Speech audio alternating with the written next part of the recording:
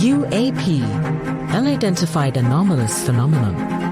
Are they extraterrestrial, interdimensional, time travelers in origin, or are they simply a result of top-secret military projects, false flag alien invasion, PSYOP, drones, or other human-made aircraft? Join the discussion now on UAP Crossfire.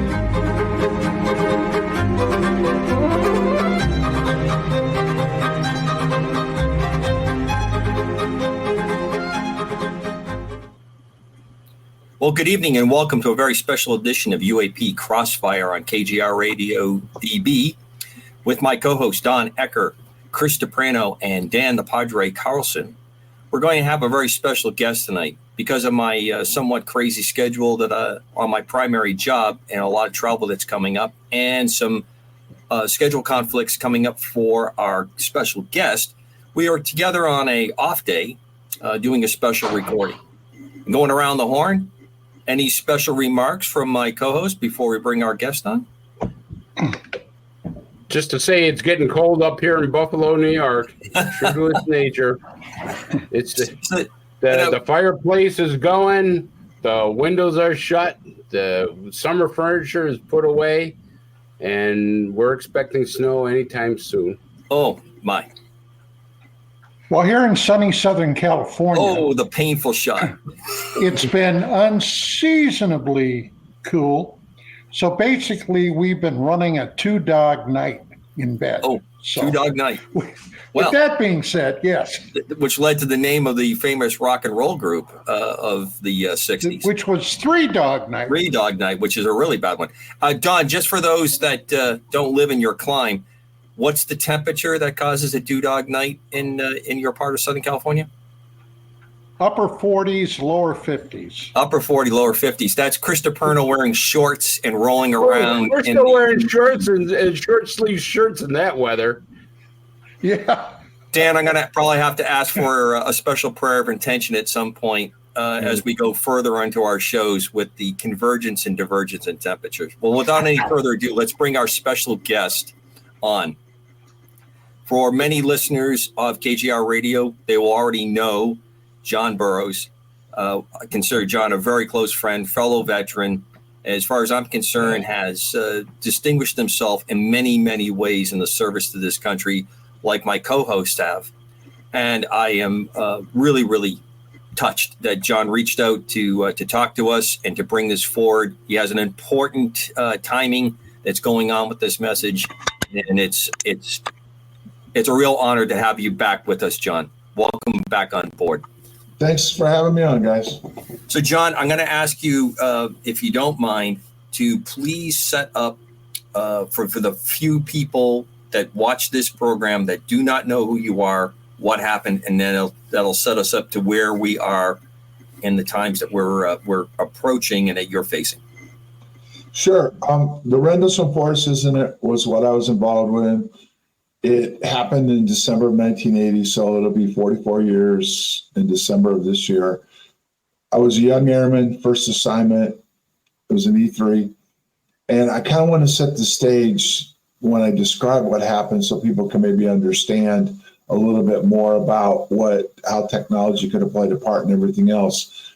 What we did know at the time when we went out there, and what's interesting is some of the stuff that's come out recently over the past few years since 17, especially with TikTok and the Navy encounters, is that you get a lot of people stating that were involved in this, that we didn't have the capabilities or technology to create the effects they observed.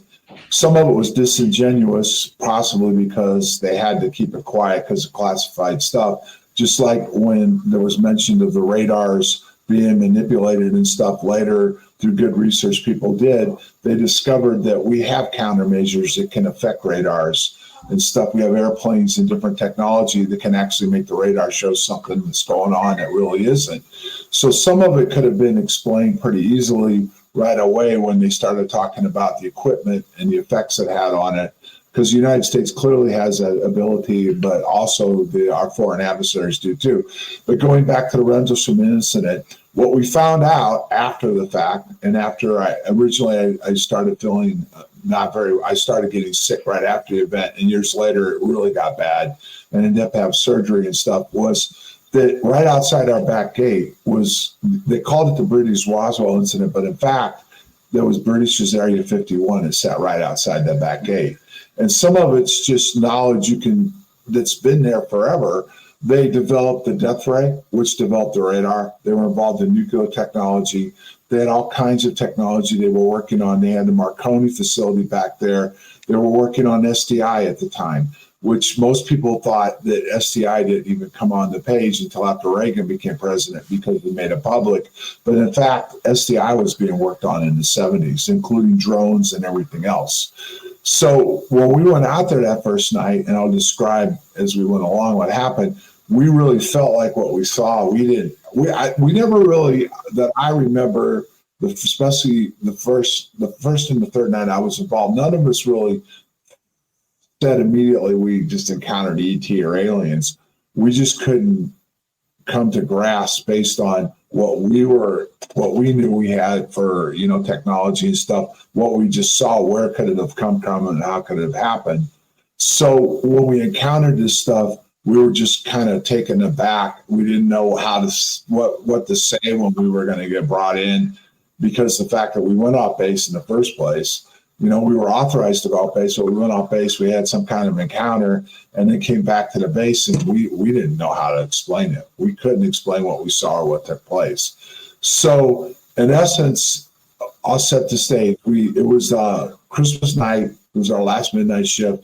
We came on at 20. Okay. And at that point, sorry guys, but do you hear the noise again? No, John, I'm quiet on my end. Okay, something's going on. All right, I'm sorry. Well, let's keep going. When we came on duty at 2300, it was Christmas night, our last midnight shift. We had a very busy night, Christmas Eve, with a lot of parties and stuff, but it was a very slow night. Nothing was passed on to us from swing shift, even though later on, years later, we found out they had seen some strange lights out in the forest at Woodbridge before we came on, but we didn't get that passed on to us. We came on duty. Nothing happened at the beginning of the shift from about 23:30 when we got posted out till about 3 o'clock. Now, right before 3 o'clock, my supervisor was new to the base. It was good. It just became my supervisor. It was a slow night. Said, let's meet up and let's go out and let's go drive around and, talk a little bit, like an indoctrination between him and I. What I did know at the time, but came out later, was one of the reasons why he met up with me was there was a drug sting going on with OSI right up by the front gate. They were watching these barracks for certain activities. And I found out later also that OSI was involved in our first night, witnessing what went on and doing the initial reporting. But we were driving around and we were heading down the East Gate. And as we got to the gate, my supervisor, I was in the passenger seat. I wasn't paying much attention. I was listening to what he was saying. And he all of a sudden got real alert and said, just outside the gate, out in the forest, he goes, have you ever seen anything like that before in the forest? So I kind of looked out there, and there were strange lights that were in the forest at that point. He said, well, whatever it was, it just come down into the forest. I go, well, no, I haven't seen anything like that.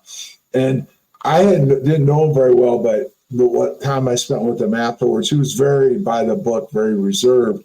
So for him to, first of all, get excited, but also we left base right away.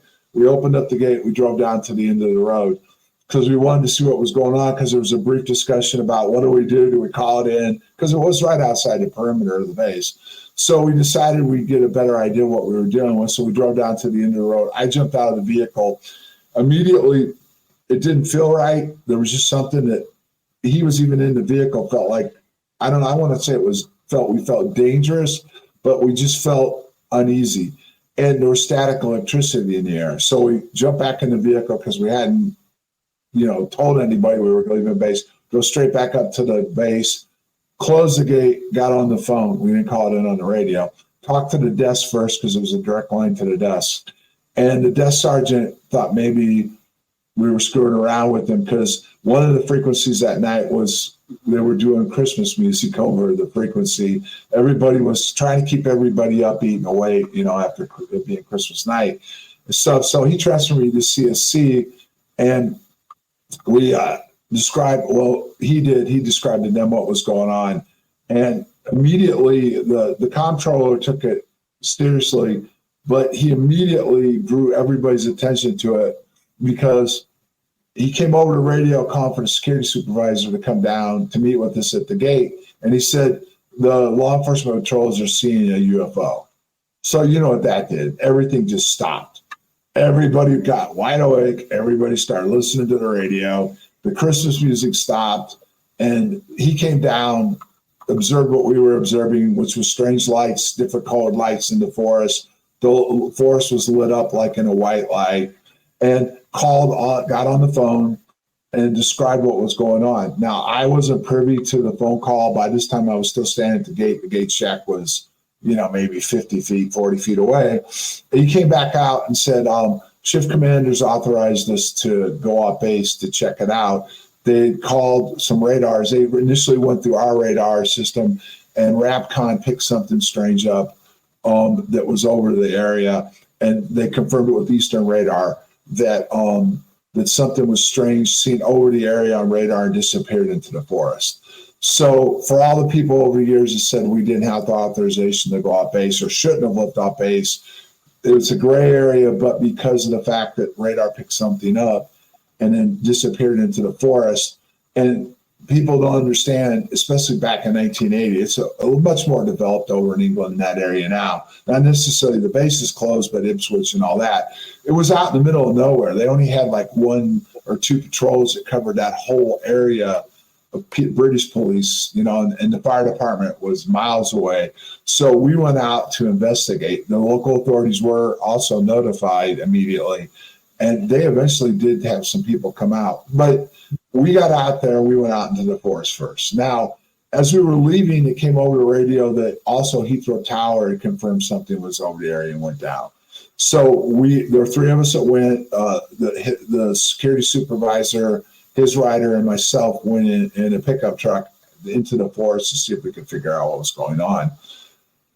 My supervisor stayed back at the gate, and he also secured our weapons because we were told to leave our weapons because we were departing base, status enforcement agreement. Now, there's always been a discussion about one thing, which is interesting, is the fact that supposedly, and this is something that came up after the fact, not during or right after, was that I got clearance to carry my 38 out there. Well, I didn't. It was left secured at the gate. But there was some people, including Ed Kabansak, that was involved, even said that I drew my weapon. At one point, he did an interview, and he said, I drew my weapon, and then we all blanked out, is what he remembered.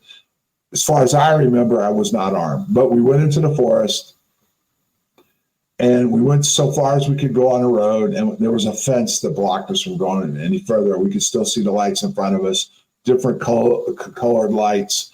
We jumped over the fence, we went on foot, and we started going towards it. At that point, it seemed like whatever it was toying with us. It would be like we would start to get close to it, then it seemed like it was farther away. Then it seemed like it got closer to us. So this went on for a while. We were having trouble with our radio communications, which we didn't understand because there was a repeater that was there because Bentwaters and Woodridge were separated. And what the interesting thing was, at one point prior to 79, they had F4s on both bases. And this is not classified. They had uploaded nukes at Woodbridge. They had an alert area with F4s on alert. The Woodbridge had a WSA, and so did Bentwaters. But the birds were on alert at Woodbridge, so they had the weapons that they would use for alert there, and they had different weapons at Bentwaters for a different mission. But anyway, so we had a repeater station. At one point during that time, they even had a CSC and everything else, which was still the alternate. But so we should have been able to have very good radio communications, and we didn't. We were intermittent, and in fact, they later on that night said they lost us complete communications with us for over 20 minutes. So we finally, as we were coming up in the forest on foot, we were spread out like in a line, staggered formation. And we came to this berm, and as we went up over the top, there, whatever it was. And as we got to it, whatever it was, the white light started, seemed to grow in intensity, get really bright. And we all hit the ground. And this is what I remember, is the white light eventually dimmed. Whatever it was lifted up and into the trees and went out towards the coast. The guy that was with me, the supervisor, his name's Sergeant Peniston, claims that at one point during the encounter, he got up while Ed and I were frozen. But see, for the longest time, he even claimed Ed wasn't with us. Ed stayed back as a radio relay, but he was with us, and he finally admitted that he was. So he claims he went up around it, took notes, walked around it, touched it, had a binary download. So that's what he remembers. Kabansak on an interview stated we got close to it, and then Peniston, I do remember him screaming at me to open up fire on it when it lit up, but I didn't have my weapon. But Kabansak said I did draw my weapon, and that's when we all blacked out. And then he remembers coming to, and we were all coming to together. So there's 3 different stories to what we encountered. Okay, now from that point, it did depart. Different people remember it different ways, and it went.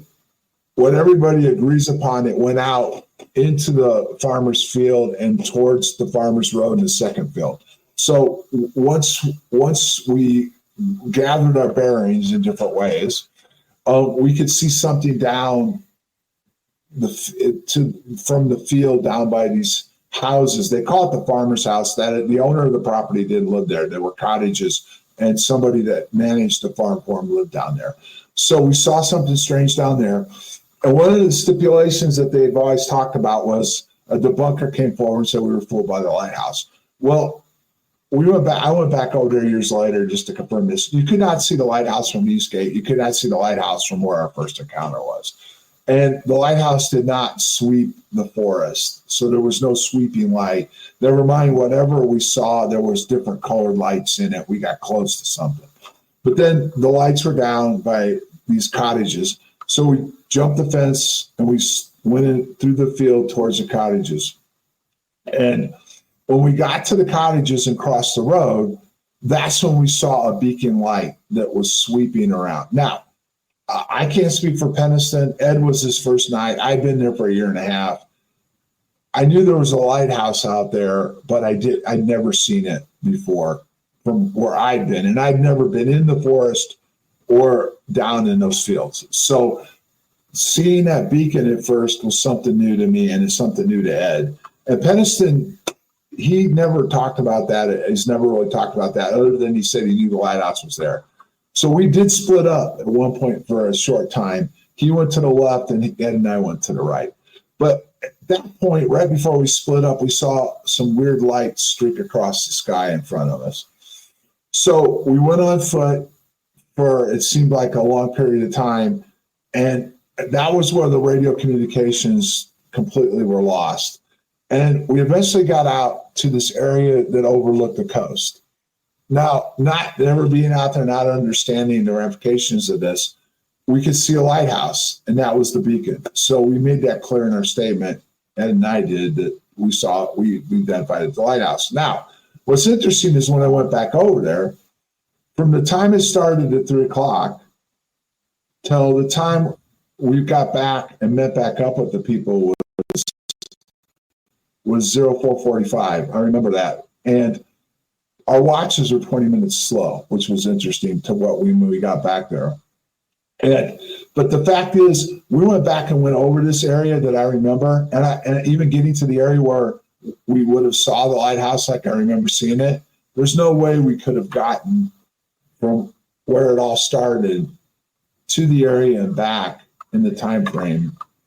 We just couldn't have done it. So that's one of the things that can't be explained. We can't explain how we got clear out there and back in that time frame. That's a fact. So that was night one. We met up afterwards.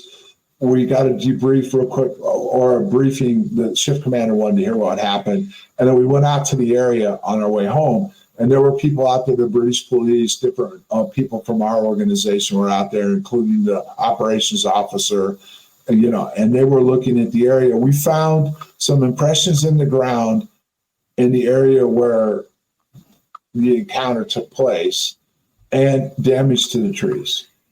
So went home, was on break. I woke up Saturday morning feeling like something weird may have happened very early. I went back up to the base and I went on the desk, and they'd had an encounter that night. They had weird stuff happen to that night. And the shift commander got involved that night for their shift, and she freaked out. That was a fact. That's a fact. She got upset she had an encounter. What was described to me was when she was heading between the bases and they were already seeing stuff at Woodbridge, a blue light came through her Jeep and shut it down. So it shook her up to the point where they relieved her of duty. So that was night 2. Night 3, based off of what I heard Saturday morning, I went to the dorm, had some breakfast before, met up with some of my friends, that I work with, and we decided we'd go back out there to try to make some sense of it. Now we got 2 encounters by 2 different flights, right? So, and there's a lot of detail about what happened on night 2. There was a lot of activity in the woods. People saw strange things and stuff like that. But I wasn't there, so I'm not going to go into what happened, other than what I was told happened to shift commander. So on night 3, we came in on the base. The gate guard knew who we were. Said, "You're not going to believe this. A bunch of stuff's going on right now, and they're out in the forest."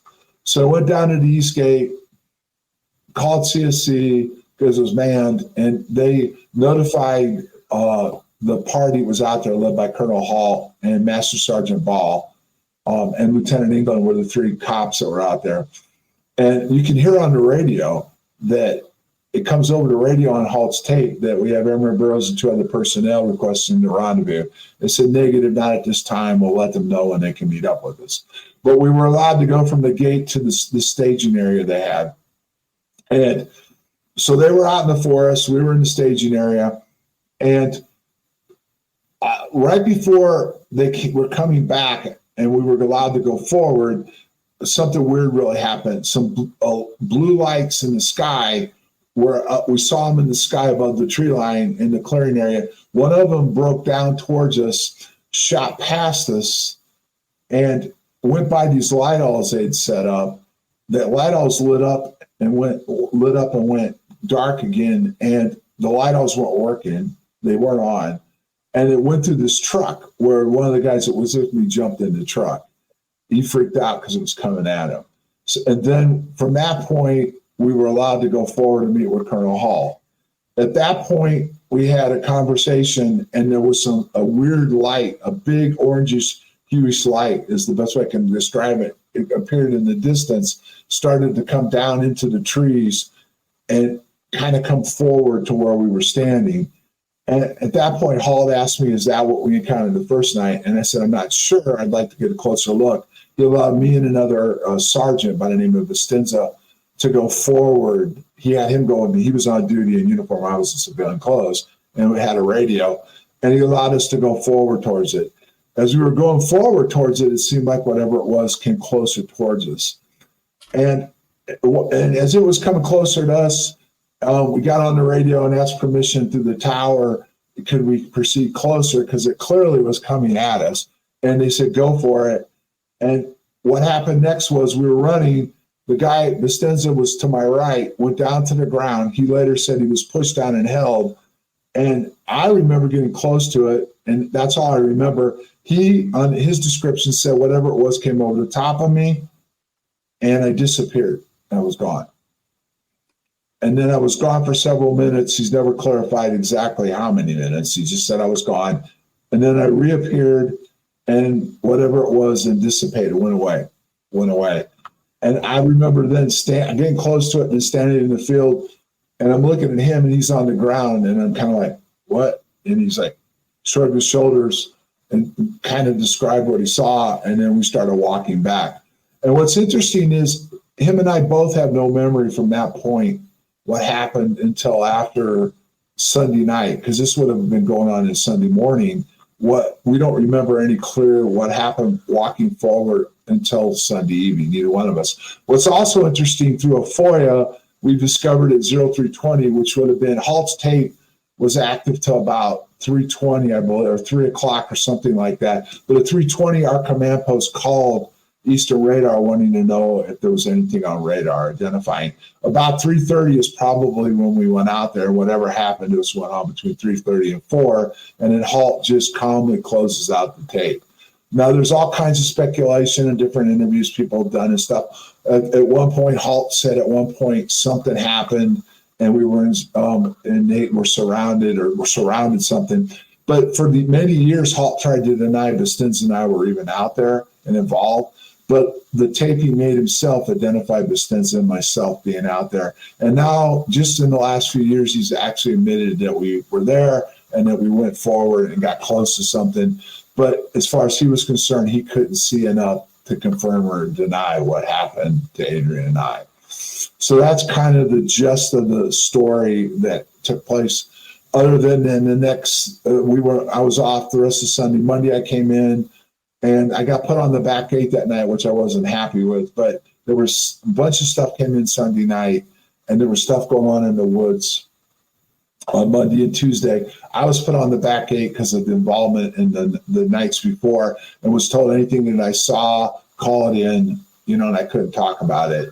And eventually on Tuesday, they lifted something out of the forest, and it got brought onto the base and sat down by the 67th area, close to dusk.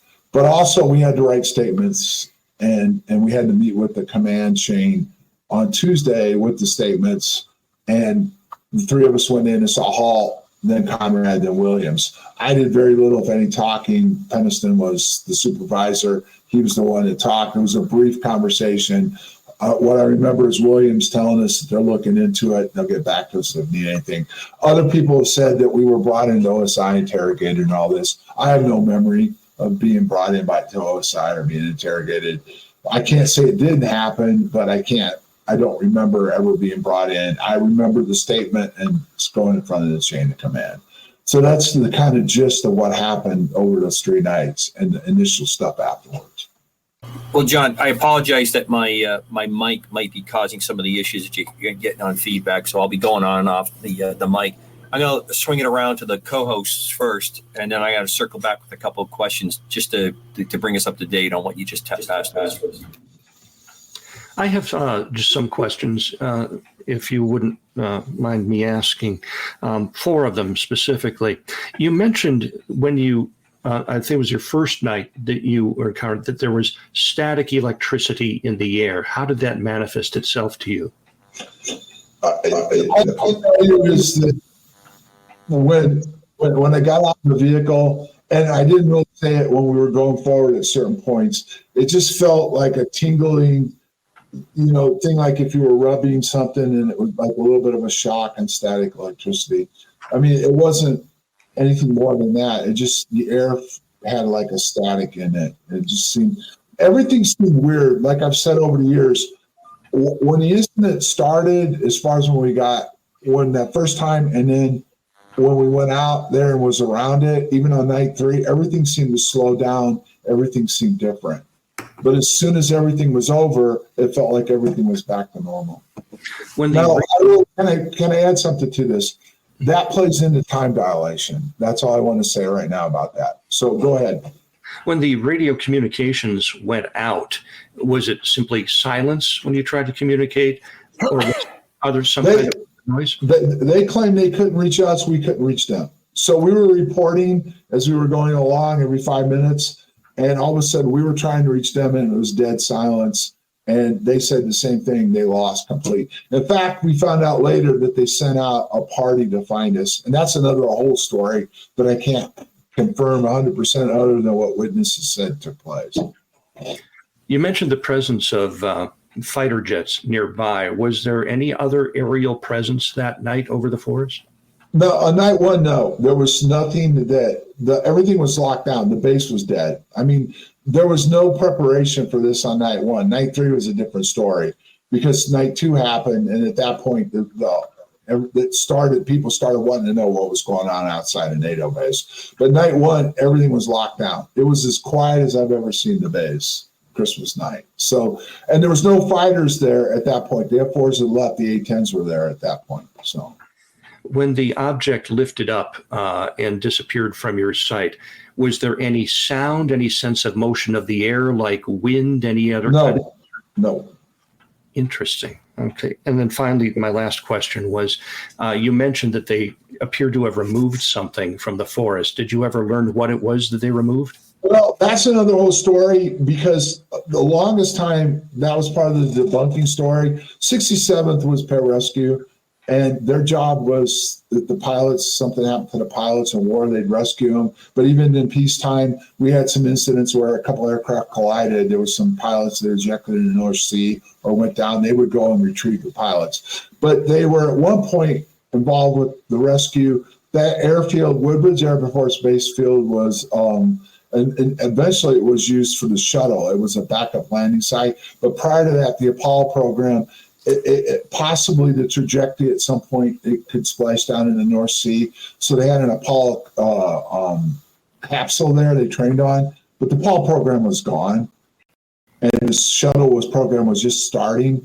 But the interesting thing, what we've uncovered is another whole event was taking place, possibly where they were bringing down a Russian satellite. And what was recovered and brought in, because other witnesses verified they saw something being lifted out of the forest, and that there was damage to the runway lights. Probably what happened was they recovered the satellite, and they were bringing it on then to take it up to a secret base in Scotland. It was secret at the time. It's no longer secret. There's a highly classified base up in northern Scotland at that point that very few people knew about. Well, John, I want to jump in here for a question, because as you were describing stuff and some of the things I was looking up, you had mentioned in an article that not only was these lights going on, but you saw a change in the environment as far as the animals were being very agitated at the time, where that normally doesn't happen. I guess there was a lot of animals barking, screaming, or whatever they do. And stuff of that nature. Is that true? There were barnyard animals out there, yes. And on night 3, Halt even talked about that on his tape, that the animals all of a sudden at one point got really restless and noisy. So, yeah, there was... Go ahead, John. I'm sorry. I'm just saying there was all kinds of... At one point, the animals seemed to get really agitated and making noises. Now, one of the confusing things that people say... What color was the lighthouse light? When the lighthouse was working, what color was it? It was white. It was white. So now you have a lighthouse that's white, but in your description of stuff, that you saw red and blue lights. So if the lighthouse never had those lights, so you had to be looking at directly something different. From the lighthouse. This is a good point to interject what we found out about the lighthouse. Okay. There was a system down there. They were working on this type of technology right down there at the nest. Okay. The radar got developed off of lasers. Okay. And when they were working on the laser systems over there, they figured out radar also. They had the original radar system the British developed was down there at the nest. They had tied through the nuclear power plant up the coast, because they needed an absorbent amount of energy to work on this stuff. They had a system tied into this technology they were working on. And what they were doing was they were running these EM frequencies that they were working on through the it was called the Black Tower. It was a radar system, and it was tied into the lighthouse, and the lighthouse had a land system in it that was projecting EM frequencies into the forest. They were working on all this Star Wars technology out there. So the lighthouse probably was involved. I always had a weird feeling it was, but not the way Ridpath tried to spin it, that we just were fooled by a lighthouse. And the other interesting thing about that was Halt was a combat controller in Vietnam, and he was out there on night 3. I mean, never mind where our encounters took place on night one and stuff. Would a guy like that, an officer and a combat controller, get fooled by a beacon just going around every so often? No. So we had an encounter with something else, but interesting enough, the lighthouse probably was involved with generating EM frequencies into the forest. Now, my last question to you, were you ever briefed by the base commander? Halt was the deputy commander, right? Yep. Okay, so I've never seen anything where the commander had called you, Pendleton, Halt. He might have called Halton, but never briefed you or Pendleton. Is that correct? No, it wasn't a briefing, I would call it. We had to go up before duty on Tuesday and with our statements, and we had to go see Halt. And then he took us in and we briefly went in front of Conrad, and the statements were presented to him, copies of them. And then, and like I said, Pendleton did the talking. I just stood there. There wasn't much said. And then we went into Williams, which was the wing commander afterwards. And again, not much was said, but I remember William just saying that we're looking into this. Something happened to you guys. And if whatever we need moving forward, we'll get in touch with you. And how do I want to word this? It wasn't definitely directly like, this is all classified, you can't talk about anything. Right. But it was inferred that we needed to shut the hell up and let the investigation take place and leave it alone. And that's what I did. I just, okay, no problem. I'm an E3. This is your problem, not mine. Yeah, there's never any comment that I've read about it that the commander actually brought you in. So I'm glad you cleared that up, because that was always something that I wondered. Why didn't the base commander grab these guys and everybody in and say, okay, I want to hear from you, and you, and then make reports on it. Right. Well, we did. We wrote statements, and those statements eventually got released, which was interesting enough.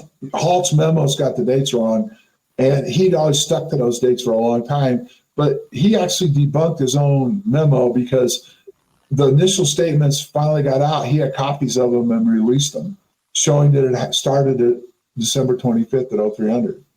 But the memo was written as it all took place on the 27th. So there's all kinds of weird stuff that's happened with this over the years that have caused the story to get all muddled up and everything else. So. Hey, John,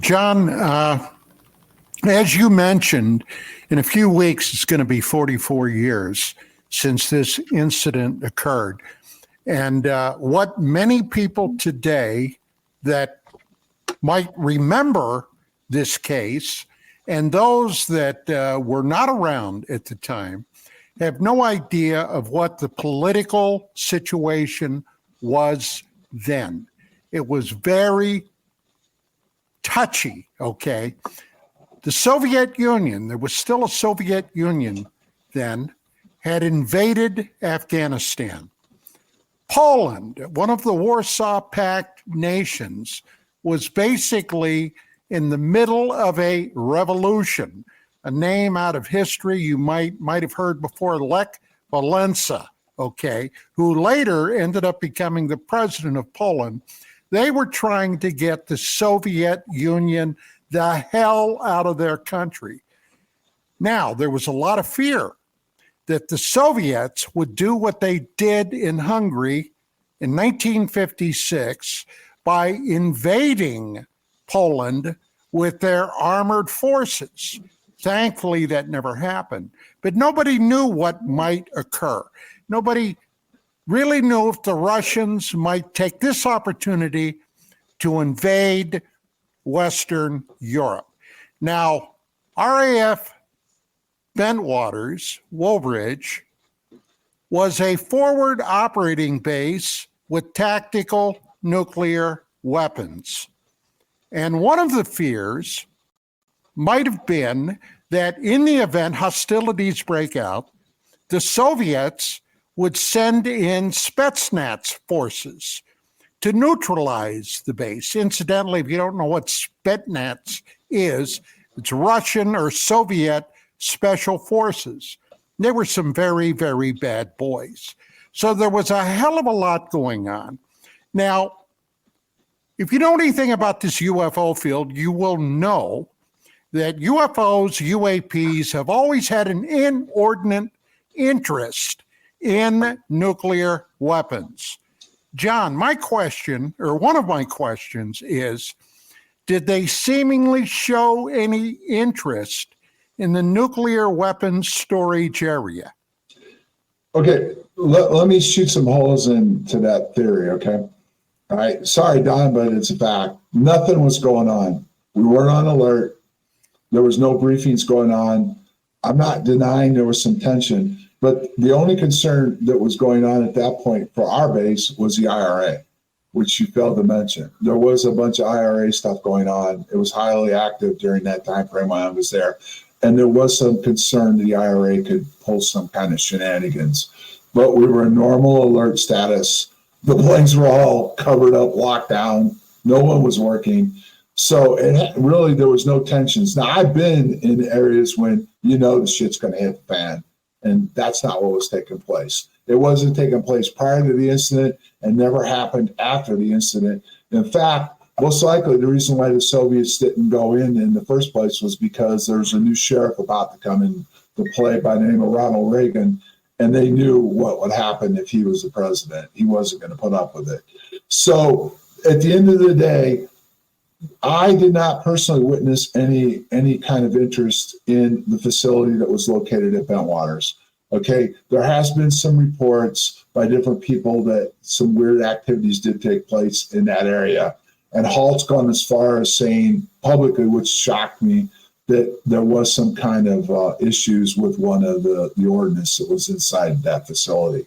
Now, I can't confirm that. I don't know for sure if that happened, but I can tell you this. What took place out there had nothing to do with the ordnance that was stored in Bentwaters at all. It had to do with everything that was going on with all the testing. Now, what could have happened was all the stuff that was going on, and there was an individual that was working with the British government. There was a scientist that was down there looking at a known phenomenon in the area, and he openly has admitted they were working on figuring out this phenomenon and how to utilize it as weaponization. And weaponization, in fact, he claimed that the night that our incidents took place, they were provoking this phenomenon. So it would very well have to do with technology, but this is the technology that now exists today. And I'll tell you, I'm not saying nukes are a threat anymore, but the technology that we have or are on the cusp of putting into operation today will make nukes obsolete very quickly, if not already. Does that answer your question? Yes. All right, I'm going to jump in real quick, John. We're rapidly approaching our break. Kind of off the cuff question. What kind of a watch were you wearing in those days? If you don't mind me asking, if you can remember. It was one of these little cheap digital watches. Right. So you had one that was not a quartz movement. You had one that had a little battery and that's it was like a Casio type watch. Yeah, right. Yeah. I bring that up because every time I talk to you, I learn something more about your experience. And you talked about the watches not matching up time, right, and having that. And you talk about your sensing and feeling some kind of electrical magnetic type field that you were in. And I experienced something completely different part of the spectrum, but I got in front of a radar. Luckily, I was not in front of it in the lethal zone, but I was, and it was very silly because I wanted to get a picture. If you can imagine, this is the reason why I was getting microwaved a little bit as I was moving around trying to get this picture. And I had that same kind of reaction that you did. I felt a tingling sensation, staticky kind of sensation on this. And this was a very small system that was broadcasting that I was in front of. So I think it's interesting that you bring that up because I had a Casio watch on and that watch got goofed up. Can I bring up something to that? Absolutely, John. Absolutely. Back, I went for 2 different Bassett events, and the first one had nothing to do with the citizens hearing, which we testified in front of. But the first one I went to, they had a big dinner, and that night I was sitting at a table with the military guy, and we started talking. And here's how the conversation went. He said, I've always been interested in your case because he worked on straight line radar, which was one of the earlier radar systems. And he said, my whole crew's dead because of cancer. I had cancer, but I went into remission. I'm still alive. But most of the effects you described happening are stuff that we experienced running the radar systems. And he said, this was before they had all the protection in place that they have now. So, and he said, look into it, but you're going to find really quickly that straight line radar will be emitted too, but the majority of the stuff that was used in straight line is still classified, and because a lot of it's still being utilized in the newer systems. So he said, a lot of what you described makes me curious about what you encountered. Now, another thing that when I met with McCain, he did a press conference, they had some maintainers there that were Air Force people. All of them had issues with cancer and health issues. They had their medical records. I didn't. My medical records are still completely classified. They had their records, but the area in the records that would help get them the settlement and treatment they deserve were classified, had to do with, they all worked on radar systems, whether it was on the aircraft or other radar systems. And so all the stuff that they were involved with that could look like went forward to what their health issues were was classified. So that's just another tidbit to throw into this. Well, I think that we're setting up towards the next hour because this is only one part of the journey that you're bringing us your experience on, and the next part coming up. You talk about this being the Area 51. I think that is probably one of the most important pieces of information, because I think the British Roswell tag was somewhat intentional. I think they wanted to throw into that very quickly, they being whoever's trying to control the outcome of information flow here, that they wanted it to take on that, it's an experience and it's turning into a self-created conspiracy. There's a lot of things that throw that off because of the amount of data that was recorded and a number of you being able to make statements, even though they don't always perfectly line up. In fact, that tells me more, and I have our two law enforcement as also a religious professional. To me, that gives me more credibility when you have different versions of an event, because I've done accident mishap investigation. I have everybody who actually saw it, and because they have a different perspective on whatever personal biases they brought, they give a slightly different story. When the story is exactly the same on all the details, it usually sounds like it's been cooked up to me or that it's been preset. When the major events are the same and then the smaller parts, and everyone calls out, I don't remember, this is how I remember it, I don't have a good recollection, I have a better sense of credibility on that. Can I bring something else up about radars that I don't know if all of you are aware of, but do you know what was activated down in the Roswell area right before the incident took place? Does anybody know? It was a new experimental radar, wasn't it? They had it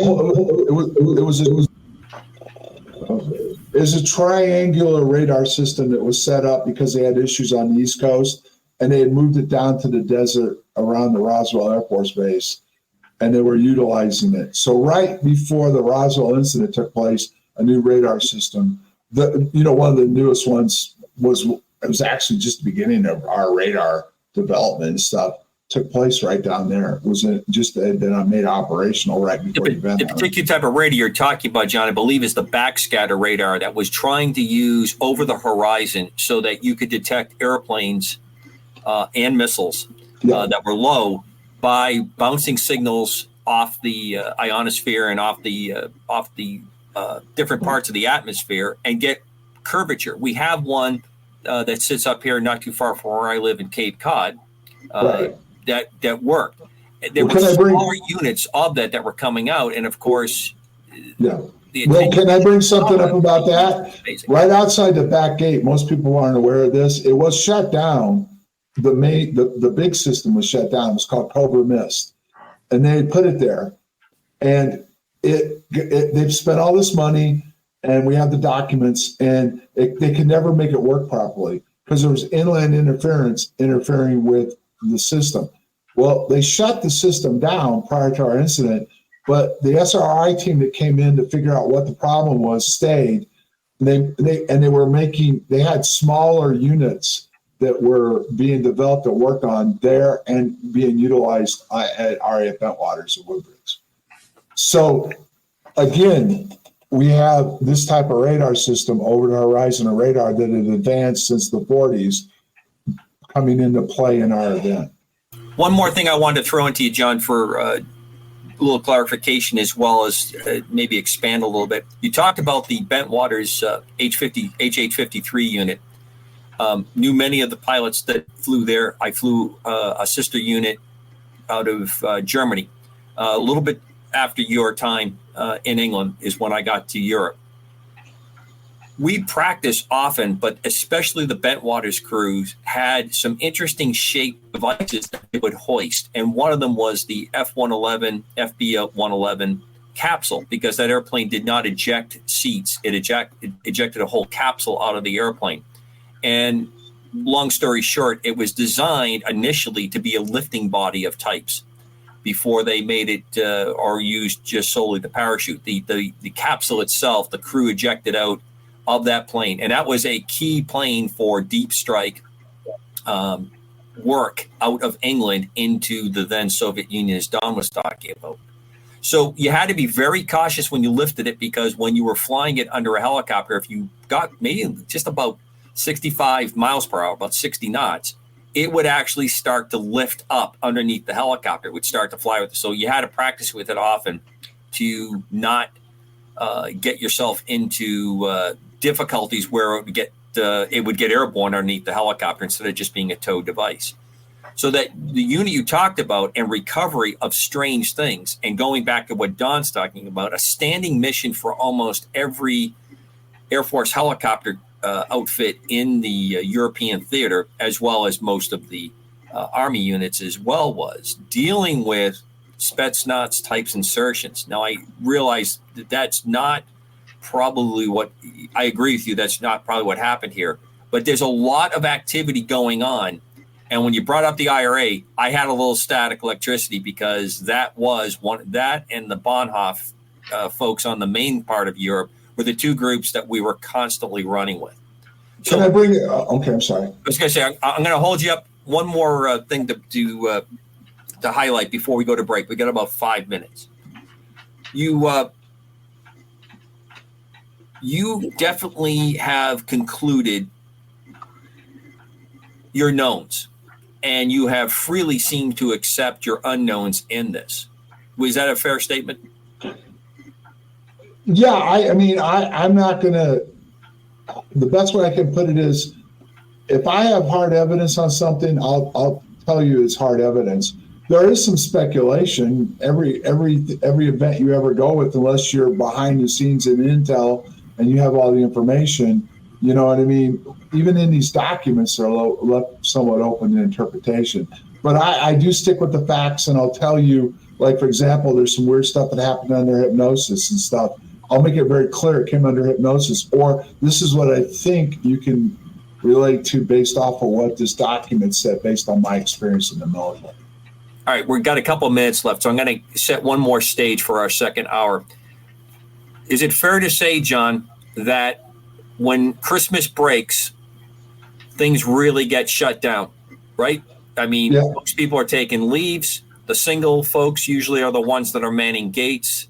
Yeah, flight lines. The married people get Christmas off, yes, if they can do it. And if you're new, you were only there about a year and a half at that point. You really don't have a lot of time as compared to other folks on top of the rank. This, to me, seems to be a pretty standard situation. It's sort of like when a ship pulls into port.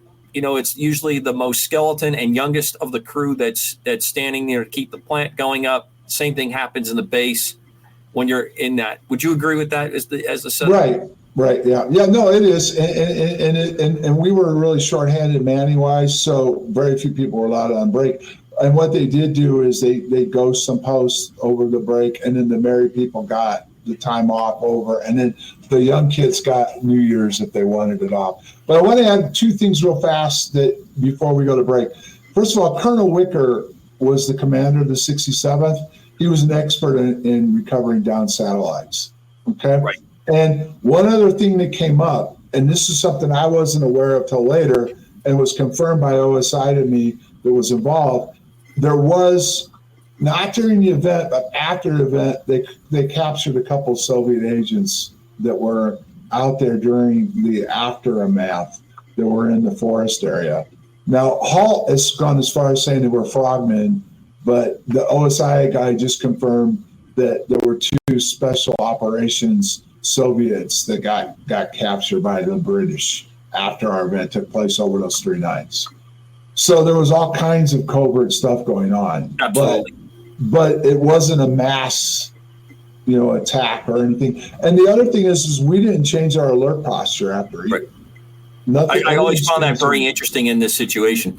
Right. One thing about the satellite recovery, for a lot of folks that don't realize it, up into, I'd say, the 80s, we were going into the 90s. You had a C-130 that would recover our satellites. They weren't really the full satellite. It was actually the film canisters that would come down, or if a satellite was brought down, because they were still using film. And if you could force a satellite to come down, the C-130 would be above, and it would fly a pattern, and it would try to catch it in its parachute lines. It would suck it up underneath the airplane. They would grasp it, and they would actually winch it into the C-130. Not classified, obviously. And the helicopters would be down below, so if the C-130 missed its shot or couldn't get a couple passes on it to catch it, you can imagine how hard this is. Then the helicopter would do a similar thing. It would come up and fly over the parachute and snag the lines of the parachute, and then recover up and bring in the helicopter. And the type of helicopter that was there in England was the type of helicopter used. It did have some special equipment, but that skill set was very active, very hot, because it was part of it going on. And you brought up SDI. SDI was starting to do a lot of this forcing of satellites out of orbit, trying to bring stuff down, and the tracking of it going on. Very interesting talk. So, folks, we're going to head to our break. Our special guest, John Burroughs, probably the most important book you want to read if you want to get good perspective, is his book on the weaponization of a UAP event. John did a phenomenal job. He's going to pick up the journey and the main reason why he wanted to talk with us tonight. UAP Crossfire on KGR Radio DB. We'll be back with you in just a couple minutes. Welcome back to UAP Crossfire on KGRA DB Radio. Our special guest is John Burroughs. I don't want to waste too much time. I want to get into the next part. John, you've given us the synopsis and the experience that you went through in England. Give us the brief run-up that brings us to the Prime Park, because I think we're going to have quite a bit of discussion on what's happening right now today with you on this.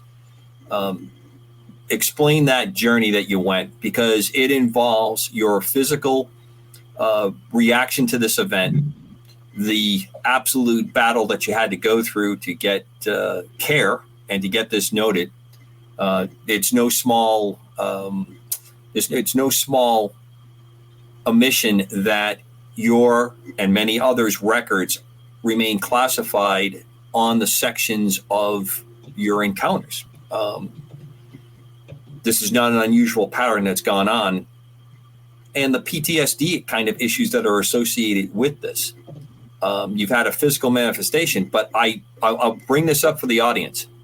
What you were able to accomplish by fighting this battle, aside from the UAP, UFO, and counter activities that went on here, you've really changed the pattern. You forced the government to acknowledge responsibility and classification for you, that you could get treatment. You had to fight a hell of a battle to get there. And I think that that's key. I really do. That's why the pursuit of truth on this subject has many, many victories along the way. So enough of me pontificating. I'll also kill my mic so I'm not throwing off everybody's headsets. I apologize for my static electricity thing. John, I'd like to ask you about your PTSD thing, because I mean, that's an incredible encounter. Let's sum this down. I didn't have PTSD. I'm not getting care for PTSD. I never claimed PTSD. The there's a person that was with me actually had part of the settlement involved it. The Peniston also had some PTSD issues that he got treatment for. But I never, ever have tried to use the PTSD angle as far as, I should say angle, that's a proper way to put it. I've never, ever claimed I had PTSD. Peniston and this other guy have had massive issues with dreams and other issues. I have had strange dreams and things, but I never, like I said, I'm not getting treated for PTSD in any way, shape. Well, okay, the reason I bring that up is because there's articles that say that you have PTSD, and I'm glad you cleared the record on that. That's awesome. Thank you. Okay, now I want to set the stage because that's what the commander asked me to. Okay, I'll make the first part quick. Right after the event, I started feeling crappy and just didn't feel right, out of sorts. Okay, that would have been in early January. I finished my tour there. That's been misrepresented too. So allegedly other people did get PCS'd out early. I know Tamplin left. She was new to the base and was gone, just like that. She was gone. She disappeared. No one knew what happened to her. There are stories afterwards. I don't want to go into them right now. But in the summer, when I PCS'd back to the States, I got really sick. And I had to go to the emergency room because I was home at the time. I was about 2 hours from the base where my parents lived. But I wasn't going to be able to get back. I was pretty sick. So I had to go to the emergency room for them to confirm I was sick, the way the military does. You just can't call in sick in the military. So, and so when I went to the ER, they started examining me, and the doctor looked at me and says, what's the military say about your heart condition? And I'm like, heart condition? I don't have a heart problem. He goes, well, yeah, you do. It's a big one. So, he checked me out some more. Then I went back to the base. When I got back to the base, this would have been Sunday. Monday, I got back to the base. I couldn't get back in time for duty, but I got back to the base Monday afternoon. They were already waiting for me. When I had to go to the hospital with the excuse and everything, what was going on, and they already had a doctor come from Wright-Patterson the next day to evaluate me. So I don't know what was said by the civilian doctor to the military, but a doctor from Wright-Pat came in, which at the time I had no idea what it meant. Now you go to Wright-Pat and there's a big story behind it, right? So I had no idea. He came in and evaluated me at the base because Grissom had a clinic only. And he immediately had cut orders and had me go up to Wright-Patterson the next day. And they did a bunch of tests on me. And he told me to pack my bags because I was going to be there probably for a while. And so I went up there, went through all these tests, and late afternoon he came back in and he said, this is what I'll tell you for now. He goes, you have a heart issue. We thought it was something worse than it is right now. We're going to monitor all this, but we're going to send you back tonight. Because I think the base was like 4-hour drive. I don't remember now. It's been years. We will send you back home and you go back to work, but we're going to continue to monitor you. That's how that played out. No idea how important that was at the time. Fast forward to 2011. I got really sick right after I came back from England. Everybody got sick when they were over there. So I figured I just caught what they had, but it didn't go away. So eventually I went in to urgent care because I was just having trouble breathing and a lot of issues. And they came in and said I was an AFib and congestive heart failure. And I'm like, what? They took me to the hospital right away. I got admitted. I was there for about 3 days. That's when I met my cardiologist. And he shocked my heart back in, put me on medications, and things seemed to get better. It got better for like over a year. And then I got sick again. And this time I was a lot worse. So at that point, they were trying to really figure out what was going on. So he said, when did you first start having heart issues? And I said, well, way back then. He says, well, it was military related. He said, let's go to the military and get your records. We need to know the symptoms you have don't match the damage we are looking at from your heart. So we need to know more about what they discovered early on. And that's when the stonewalling started. They refused to release my medical records. Kyle got involved. The aide came back and said, your records are classified. You need to go file for disability because that'll force their hand on having to draw your records out, right? So we went through all those procedures. my records were locked down. You couldn't get at my records. In fact, what happened was through the whole process, he ended up, didn't run for re-election, retired. McCain got involved. And I eventually got in front of the disability doctor, and she started asking me questions. And I'm like, well, this is.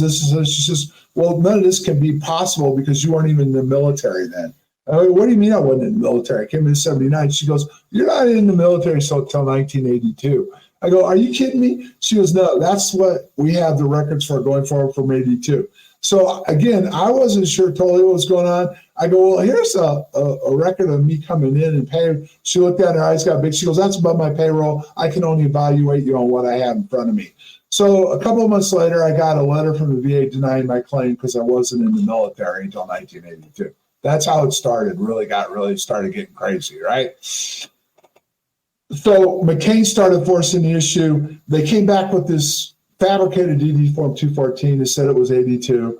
And they had no medical records on me until 82.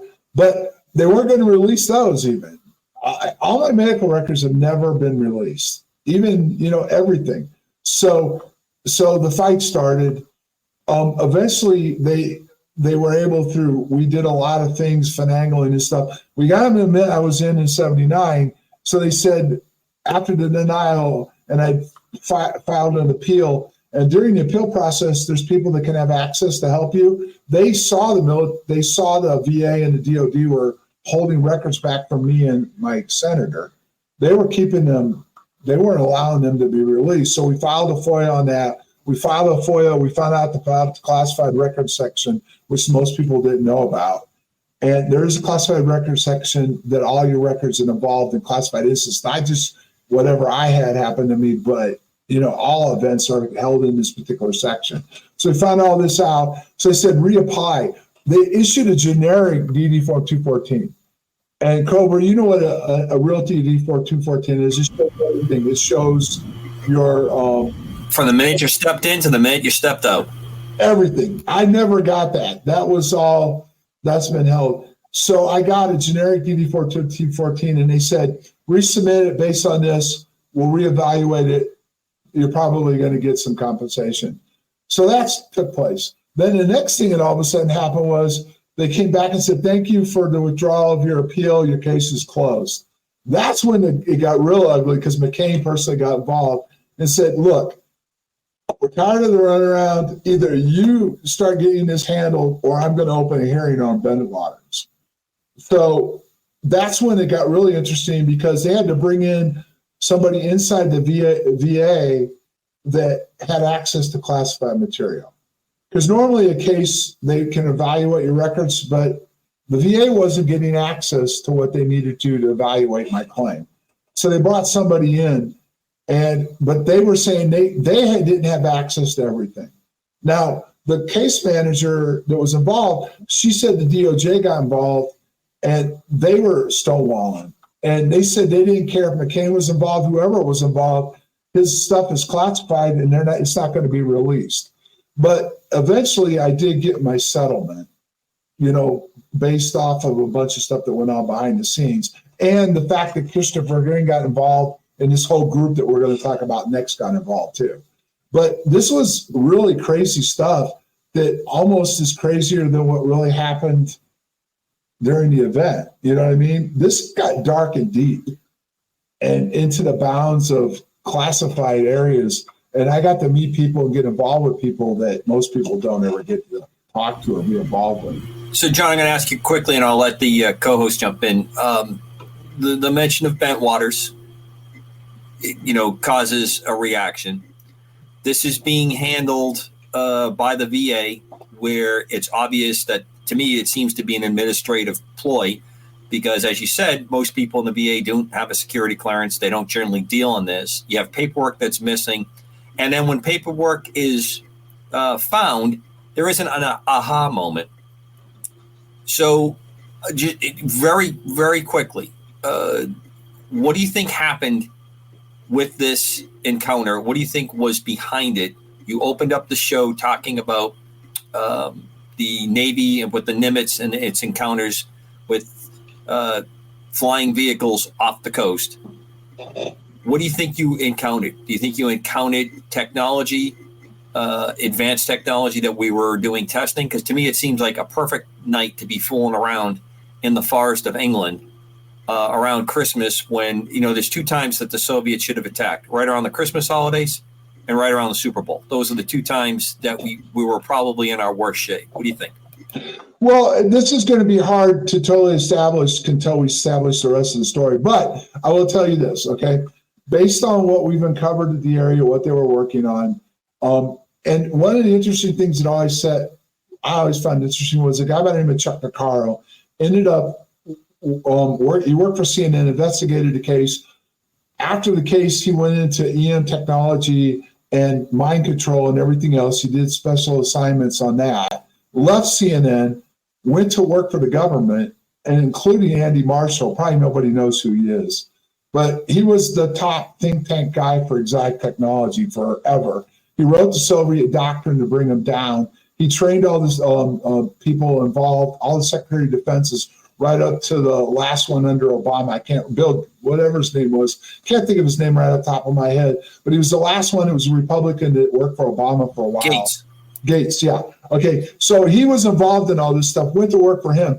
And he said, technology always seems to fall into place by accident. Like the radar was developed off the laser and on and on. And he says a lot of things that get worked on, they discover other things that they can eventually weaponize. So the interesting thing is they were working on all this stuff outside the back gate, which is not made up. It's true. And you want to see these debunkers run and hide, or everything dries up real fast and the pucker factor comes in on the top secret and everything. As soon as you start going into what the British were working on and what was going on outside that area, that secret acts becomes a big deal all of a sudden. And nobody wants to talk about that. And nobody really wants to address any of what we've come up with could have happened, because it most likely, most of what we've come up with is real because we've come from declassified documents that we've traced to different areas. And so basically, to give it to you without setting the whole backstory, is they were working on this UAP phenomenon, which was admitted to in Project Condign, which said we were exposed to UAP radiation, which was part of what I presented as evidence for my settlement with the VA and the DoD. But they were looking at utilizing this UAP technology to advance weaponry, and most likely they were in the beginning stages of time dilation and how to utilize it, in weaponization. And I probably went into a time dilation bubble, and that's when it gets really sticky, because what exactly is time dilation, and could it open up a time bubble or something where something else could come in to include whatever a UAP is? Because if you really follow this whole saga that's gone on with these guys, they haven't told anybody what a UAP is. They're just throw it back in the laps of the government to tell everybody what a UAP is. Okay? So, but then they say their security oath won't let them tell you what it is. And they imply that a lot of them have an idea of what it is, but they can't really talk about it. And then somehow Congress is acting like, because it's low-level Congress people, they'll get mad at me for saying that. They're not part of the Gang of Eight. The only people that have any kind of real knowledge of what's going on is the Gang of Eight. They know, they have a better idea of what's going on, and they probably aren't even close to the total picture either. But these guys that are sniffing around now, they have no clue to what they're really getting into, other than we're hiding something from them, the government, or the military complex is hiding something from them, and dang it, we got to find out what that it is. And that just ain't going to happen. So I probably experienced time dilation, and it affected me. And it does, like we kind of talked about earlier, the heart issues and stuff never came out, and the terahertz radiation and all this stuff never came up until they showed up in my life and started pushing all this. And so they've given pieces of what's going on, including if you look at those 38 papers, Kit Green wrote a paper on the biological effects of all this. And one of the papers that was submitted as evidence in the last hearing was Putoff's paper about how we can use warp time dilation to go out to the stars. One quick question, John, before I turn to the co-host. keep in contact with the other folks you were out there with? Did they manifest similar types of physical problems? Pennison's had medical issues. He's tried to deny it now, but when he testified at the citizens hearing, he said he did. The other guy, there's another guy that's gotten almost 100% disability from the event that was with me on night 3. They admitted he was injured during the event too. Most of the other people, I've had people inquire with me. There's some other people that have had health issues that could relate to this, but they're not willing to do. I'm sorry, but it's true. I can only help them so much because of the way everything's done. I can't go in there and help them or represent them. You have to have an attorney do it. You have to get your Congress people involved because of the HIPAA laws and everything else. So they haven't been willing to go forward, or they get frustrated with the system. So there are other people clearly that have had health issues from this. And that's what I'd like to see happen. I'd like to see people not only in our event get the proper care, but also anybody else that's ever had an encounter get the proper care. John, let me ask you a question about your I'm getting an echo. Let me ask you a question about your VA encounter. I think that was amazing that they tried to do that. But I also know that the VA is notorious for doing that to all kinds of people. When you first started fighting with the VA, what was the strategy? What did you do to make them start listening to you? I know you reached out to McCain. What was McCain's feelings about your story? I mean, did he say, okay, John, this is kind of a credible story. I haven't heard anything about this. What proof do you have? Or did he say, John, you're a likable, good guy and your story is real. I'm going to jump right into this. Well, actually, it wasn't McCain, it was Kyle. And my initial strategy was the doctor wanted my records. I'd already had an issue years before that we could spend hours on this, but I had tried to get my medical records before. And the process I went through, I was denied access to them because even after I did an affidavit and everything else, they said I wasn't who I said I was, so therefore I couldn't have my records. So I already knew that my medical records were going to be an issue. And when the doctor wanted them, I immediately went to Kyle. And my strategy was not to, preload anything. I just went in and said, I had an event in the military that I got sick off of. I have a civilian doctor that needs to see access to my initial health issues that involved it, and I'm getting stonewalled for it. And so all that A did was they initially requested my medical and personnel files. The response back right away was they're not where they belong. That was the initial response you got. They don't exist where retirement records should be. So she came back to me and said, we're going to go further. So they sent in another request. And at that point, I got a limited amount of personnel records. They had nothing to do. At the time, I didn't put this together from 82 going forward. And my medical records, nothing. They gave nothing on my medical records. So she came back and said, I've dealt with this under Agent Orange. Whatever's going on here is your records are classified. And you have to go get this file for disability. It'll force the hand. And then, like I said, after I did all that, it got stonewalled and Kyle retired and McCain took it over. I never approached it anything more than I was sick. Part of my injuries happened in the military and I needed access to those records. And what perked everybody's attention was the pushback they got. Bennett said this, and so did McCain. They'd never seen a pushback on anybody's records like this. Even in Agent Orange, they were covering stuff up. But in my case, they just weren't playing. The Department of Justice said it doesn't matter. You're not going to get what you want as far as the records or anything. So they really, the only thing that happened both times by both senators' offices was the aide from Kyle said, it's clear something happened to you. You were injured in the line of duty. You're never going to know what it is, but we'll get you the care as best we can. McCain's office said the same thing. It's clear that something happened to you, and we're going to get you the care you deserve, but you're never going to know what it was. On the medical challenges that you've been having. Have you heard if any of the others who were in that experience with you have had identical or very similar conditions? And what is the causality? What type of a trigger might bring those conditions to the front? Simple. It's simple. Peniston and Bustinza both have PTSD issues. Peniston also has claimed he had a heart issue and some other issues. Bustinza's PTSD and some other issues that I'm not going to discuss because just the fact that it's his own personal. He can, if he wants to go into it, he can.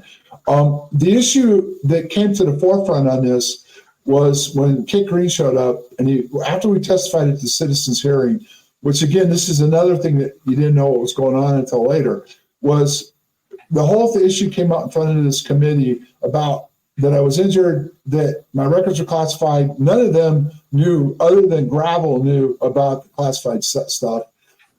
They all were saying I should get my records, which most people don't know this. When you're in the military, if something happens, it's classified. Everything involved with it, including your records, are classified. You can't get access to them. They're never going to come out. Now, that doesn't mean they can't do something behind the scenes to help you if they want to, but they're never going to make any of that public. So when Green showed up, he started this chain of events that eventually led to, he wrote a letter to the DOD/VA, and that's when everything changed. And he described in it what caused my injuries, which once that letter got put out there, it became classified. And then he did talk a little bit about it on Above Top Secret after I got my settlement, which shocked us too, because originally they weren't going to say they were involved at all. But it involves a radiation. It's UAP radiation, and it affects different things in your body, including I had a lot of eye issues too. That my eyes are damaged in a way that are hard to explain, and those are being monitored too. And I have really no access to those records either, other than one of the eye doctors did tell me I have a damage at the back of my retina. But so it has to do with radiation and stuff like that, which shows up in when they have these UAP encounters. There's a signature left after these encounters that show that it was a UAP event. That's the best I can describe it to him. Thank you. John, there's no doubt listening to this story, and of course I was familiar with a lot of it prior to today's show. It just angers me to no end. Back in the early 2000s, I was the commander of the Audie Murphy chapter, Hollywood chapter of the Military Order of the Purple Heart, and I did a lot of casework for guys in our chapter. And listening to this, it's just unbelievable. The extent that the government will go to cover these things up. Now, 6 or 8 months ago, I wrote a paper about this very thing. Disclosure, the UFO UAP situation. And my bottom line was, and this is now fairly well known, there is a core secret to whatever this phenomenon is. And that core secret is surrounded by a special access program, which means it's never going to be released. Okay, whatever it is that they know, or very few know, is being held in forever. Okay. Now, with that being said, do you see pushing any further might loosen a bit more of this up, or are you just basically satisfied? I don't even know if that's the correct word, but satisfied with your current situation? Well, okay, that's perfect to lead into what's going on today. Okay. After I got my settlement, I was ready to leave this whole thing. It's just, this field is so screwed up. I'm sorry if I tick people off, but there's just so much disinformation, so many people that I always say the young guns that have come into this, if they don't know the history of this, they're treading water. They're sinking fast, because you have to go all the way back to Project Blue Book and all the people that were involved, to include the people today that the old guns are still there that were involved in this way back when this all started in the 60s and 70s. Green, put off, all these guys were around then, and they've been playing this issue forever. So if you don't understand all the stuff that's taken place and all the times disclosure was going to happen, just like way back in the 80s, that UFO Cover Up Live was going to break everything open, and it didn't. If you don't understand it, but here's what I could tell you about me. After the event happened and after I got my settlement, I was ready to walk away. Well, Green and that group made sure I didn't by releasing stuff on Above Top Secret, getting the book out by Annie Jacobson about the DNA studies and all this other stuff. They've been dripping stuff out. This group has been dripping stuff out all the time. They actually used Linda Moulton Howe on the night of my surgery to go on Coast to Coast to talk about EM frequencies and damage and everything else. So millions of people heard about me being injured by a UAP, and this is probably what it could be. They flew her down to Austin and gave her a briefing, including exposing that no one knew about at the time. Condyne opened up some of what UAP radiation was and the effects it would have on people. That was all. We were putting that in our book, but they gave it to her, and then she ran with it. So she spoiled some of our book even. So they. Well, let me just say one name. Yeah. One name to you, okay, who is somebody that allegedly has been working on this in depth, Gary Nolan. Yeah. Have you had any contact? Oh, I've had a lot of interaction with Gary Nolan. And see, this will take me off the path I was going on, but here's the deal. Gary Nolan and Colin Kelleher came down on a Saturday. On the Saturday, Nolan flew from California to Vegas, met with Kelleher. They drove down to Flagstaff, Arizona, brought a lobotomist, and met with me in a hotel trying to get me to give my blood for a DNA study they were doing. And I rejected it, and I sent them back. And that caused another whole rift with Green and those guys. But I was not going to cooperate with them, giving up my DNA. And so they've been going after people that were involved in these incidents and trying to study their DNA. And they ended up getting my DNA when I went and had my surgery down at the VA center. They got they get my blood, but they got my tissue. And that all got scooped away, taken away, and studied by Nolan. There was another incident, which will take off the beaten path again, but they came back. Green came back and visited me in Illinois a couple of years later and wanted me to give another DNA sample, but this time just spit. And I'm like, why do you need my DNA again? You took it last time. Oh, he gave me the runaround. And I said, look, here's the deal. If you want my DNA, which you already have, I assume I gave it to you this time legally, okay, so that you can use the rest of it legally, behind the scenes. So this will open up the whole picture, because technically you can't use it if I didn't give you permission the first time. Anyway, I said, I want to know my heritage. I was adopted. My son would like to know my family side, right? So we did the test and went through a reputable Pennsylvania lab. It was a major test, major expenses, got the report back. And all I'm going to say about this is my DNA is according to Gary Nolan, my son's and my DNA are some of the most unique DNA in the history of mankind.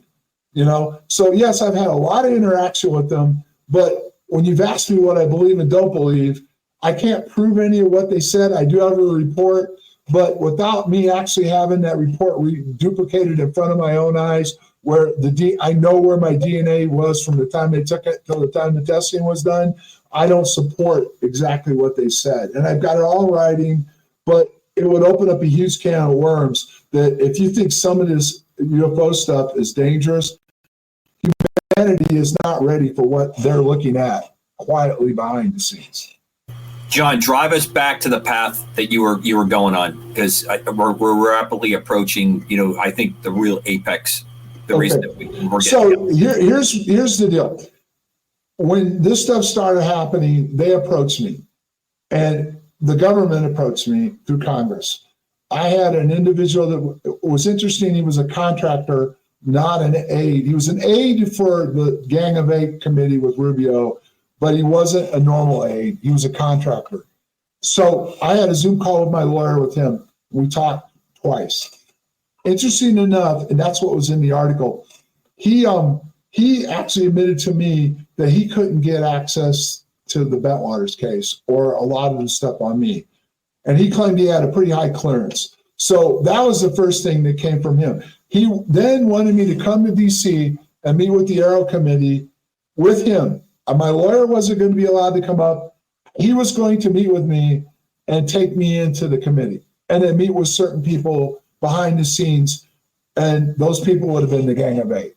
So they wanted me up there and I declined. I said, I'm not coming up to a dog and pony show. I said, you can't get any access to anything. So therefore, anything I tell you is going to be conjectured as hearsay or a crazy story. So no. Then they also wanted me to testify in that last hearing, and I told them no.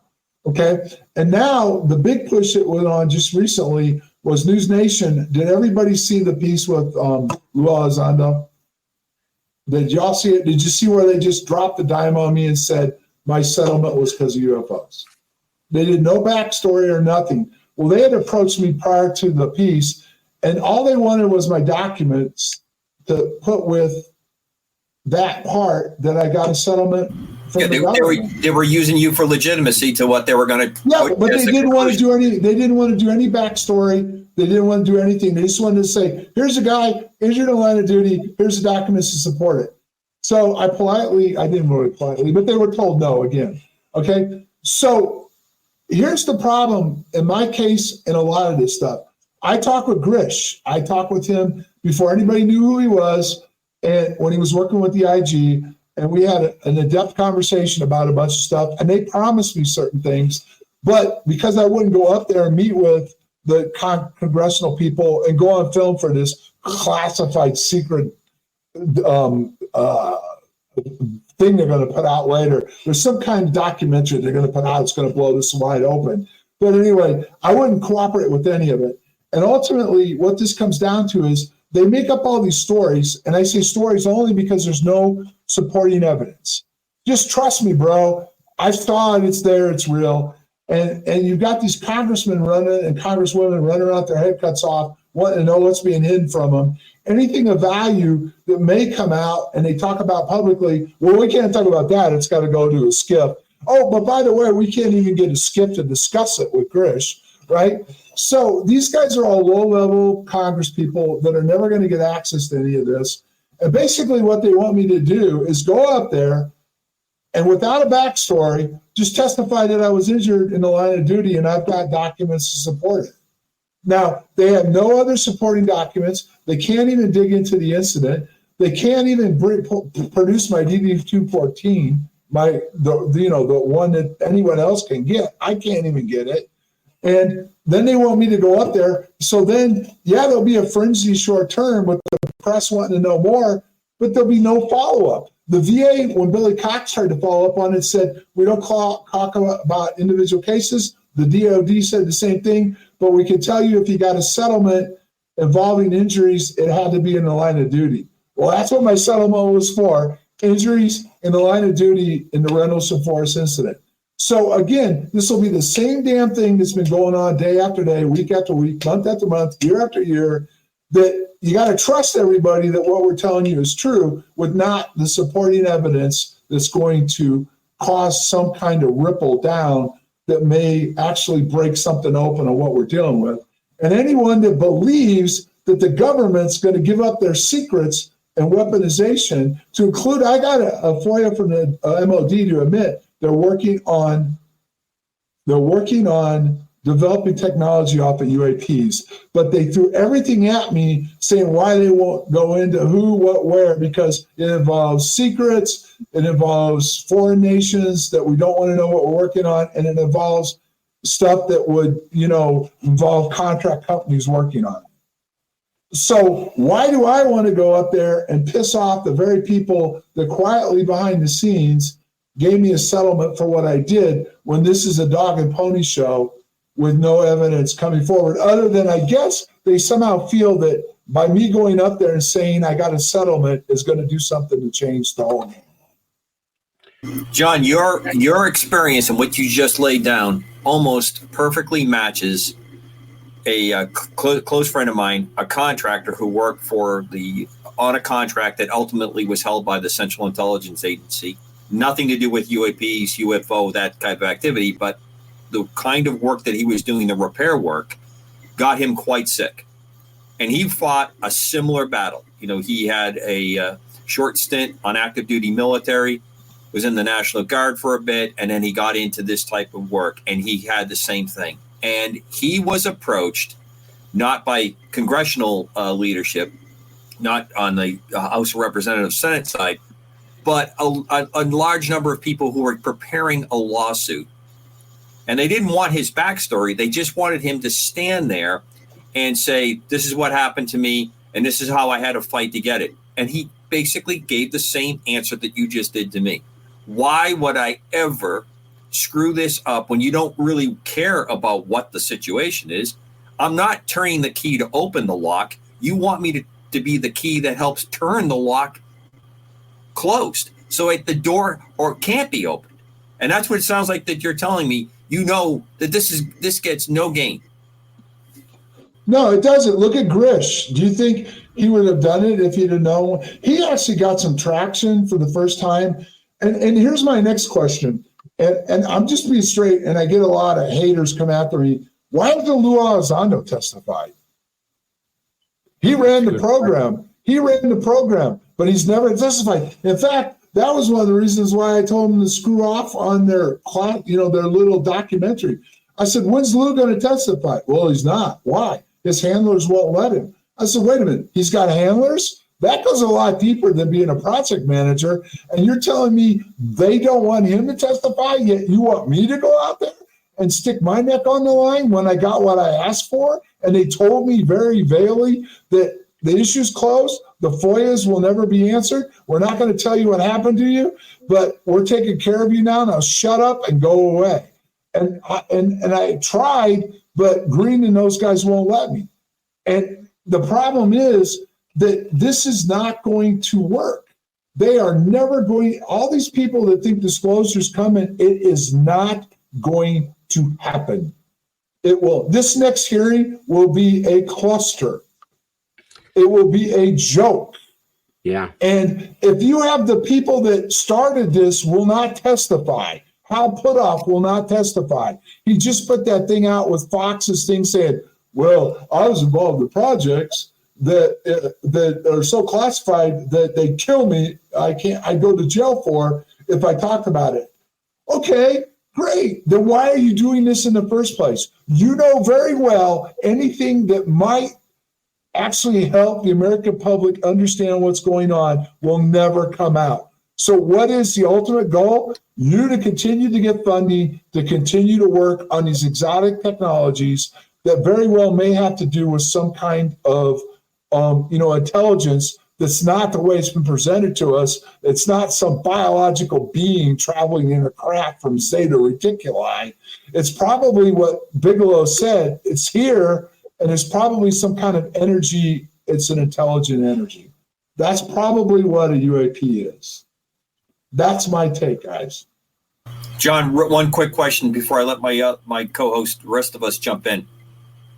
If I understand earlier, you were explaining, and the sergeant that was with you said that you disappeared, which makes perfect sense to me in the world of physics, that light being bent around and all the things that would have been happening. Unknown what the physical manifestation was, but I can understand the optics, literally, of it. Did anyone else ever reported that they disappeared like that? Are you the only one that experienced that kind of interaction? Well, let me be perfectly clear. I don't remember disappearing. Right. But no, I know that. But the report on that, I understand. Yeah, no. There's no other reports of anyone else getting in that position to have that happen, correct? No. I just thought that was, just one of those things that clicked in my brain when you were talking. Right. But that's me. I'm asking what's interesting is a lot of people that have tried to discredit this event say, why haven't other people had the same injuries? Well, Peniston, until Green showed up, said he had some injuries, and then he tried to walk it back. But ultimately, based on what Bustinza saw happen to me, whatever it was, And what he saw was I had the closest interaction. You know, whether or not you want to believe what Pennison said about that he was cool and calm and collect enough to pull out his notebook, walk around it, make all these notes, which the date on it was wrong anyway. But anyway, the point is, I have never made a claim that or anything. Most of what happened on night 1 and 2, when I got close to it, I don't remember. But I can only report what people have said they saw happen to me afterwards. But the point being is, it would make sense that I would have the biggest problems because the guy saw me go in and I disappeared from him. It makes sense to me. We are bringing around the horn here. Padre, you look like you're ready to jump in. What do you have? I have two questions. The first has to do with the incident Cobra was just mentioning, where there's a momentary disappearance, and you've used the phrase a couple times, time dilation. Yep. In your opinion, is time dilation an objective, or is it a side effect of the UAP contact? Okay, that's an interesting question that I can't give you an objective answer to because I don't understand the total physics of it, other than to say what the Carl told me a long time ago. They'll be working on some type of technology that creates other technology. And the thing that you could talk about time dilation, which people don't really get, is if you could create a bubble and you would involve plasmas, which is what the Condon report goes into with plasmas and man-made and natural plasmas, is if you can create a bubble, a time bubble around something. Say you had a tank going along and I zeroed in on it and fired an object, and you can activate the bubble, it will slow it down. So on Star Trek, it's like cloaking, where it disappears and reappears. But in reality, it's changed the time. So it's really not where it ends up someplace different, but it will look like it went right through where it was, but it may have gone backwards or forward in time. So I was going to say the military applications to this are, almost unthinkable. I mean, well, I can tell you this. This is a fact. Puthoff got a contract through the metamaterials that Linda Moulton Howe had, and the Army is working on a project with tanks to do exactly what I just told you using this material. Another thing that you have said, and I'm hearing it a lot these days, is humanity isn't ready for the answer to what this is. Why? What is your opinion? Is your opinion, first of all, is humanity ready? And second, ready for what? What is, Tucker Carlson says it's so dark he can't even tell his wife. Lou Elizondo's kind of dancing around it, but just this shocking, very dark thing. What do you think that is? Well, I'll put it to you bluntly, okay? The concept of the Bible and the way we were created in religion and the whole thing, if that was to be unearthed as not being factual, or how we came to be here was different than the way it's been explained through history, to include, I won't give the person's name, but it was a high reputable person, said, take God and change it to alien, and there's your answer on how we came to be. Do you think that would set well with majority of humanity? Not at all. Well, I think that the idea of a super intelligent, non-human entity creating life on the planet is exactly what the Bible does teach, and we call him God. But as far as God being an alien, I guess it would depend upon what's your definition of alien? There you go. That's the first problem. It'd be off to the races then, with all the experts coming out and what it meant, how it meant. Look at how the Bible has created so many problems. We got so many different religions. We got so many wars going on over religion. So imagine if it changes everything, the way history was presented to us, and we have a racist among us, according to Bigelow, that's here that may be more advanced than everyone else. Just that concept alone would cause all kinds of issues. And never mind the race they're already trying to weaponize the UAP.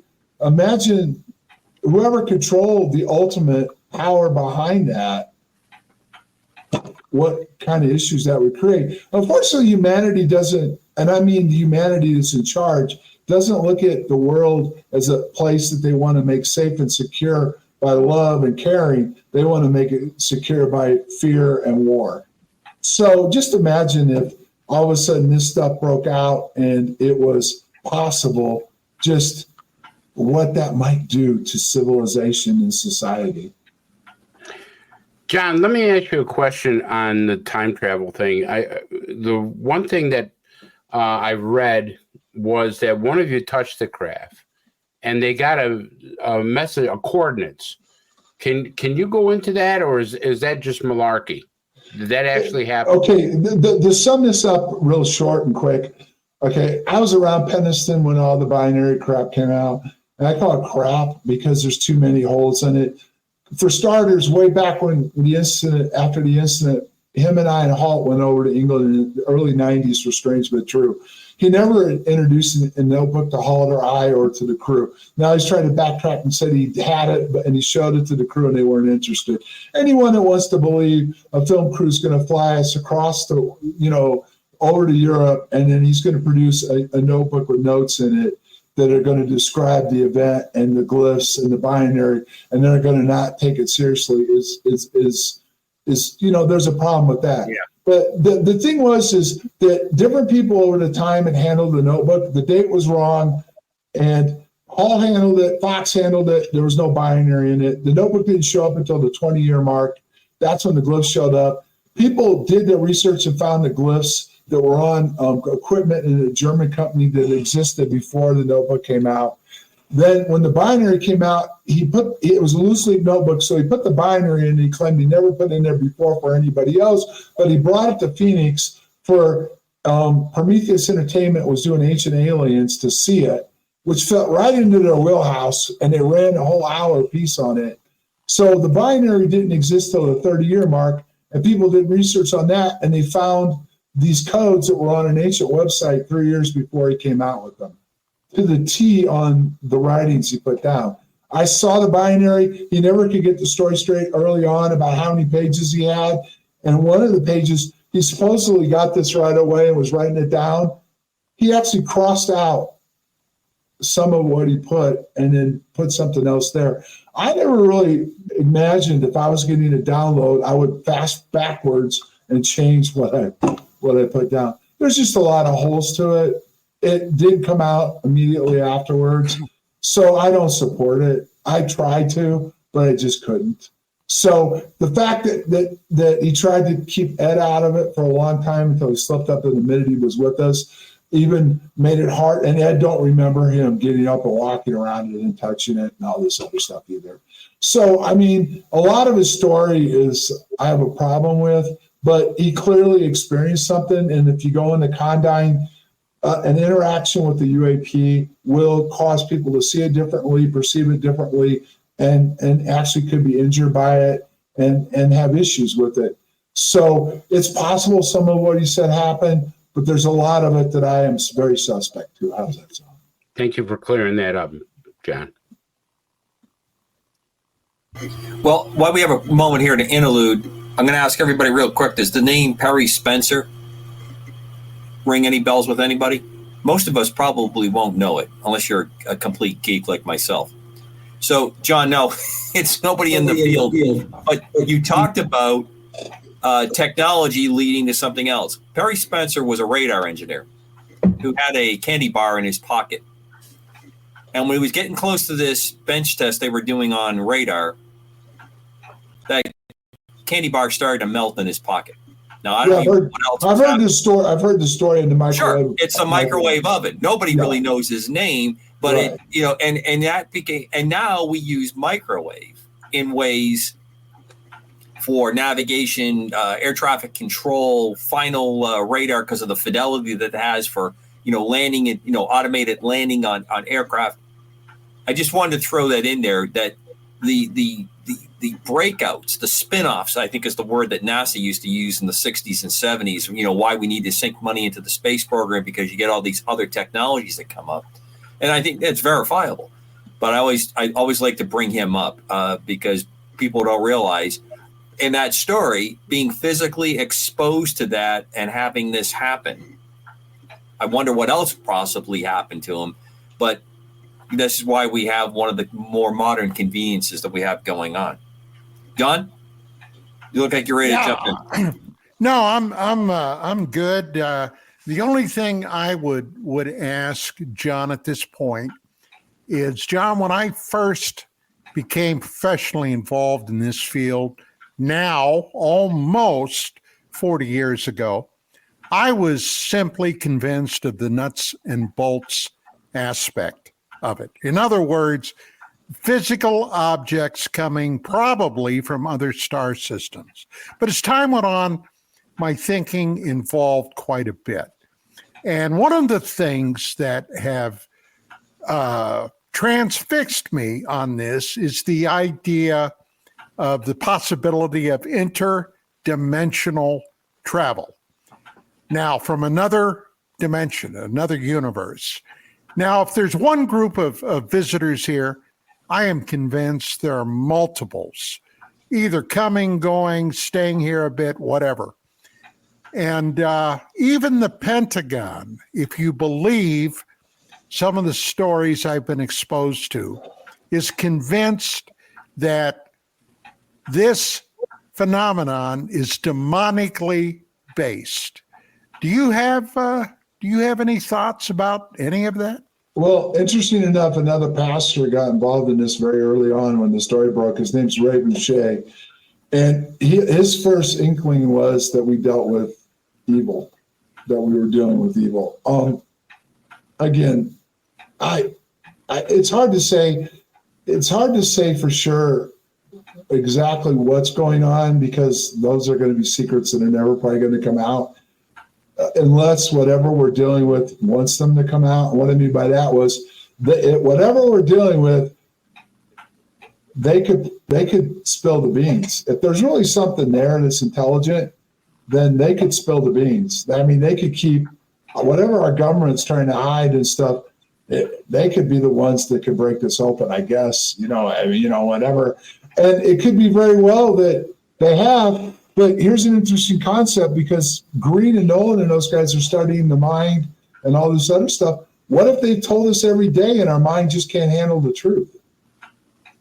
What if we have the answer in front of us, but we can't comprehend the answer? So therefore, every day it's there, but we're not willing to, let it in. It's kind of like what I said when we went out to those fields.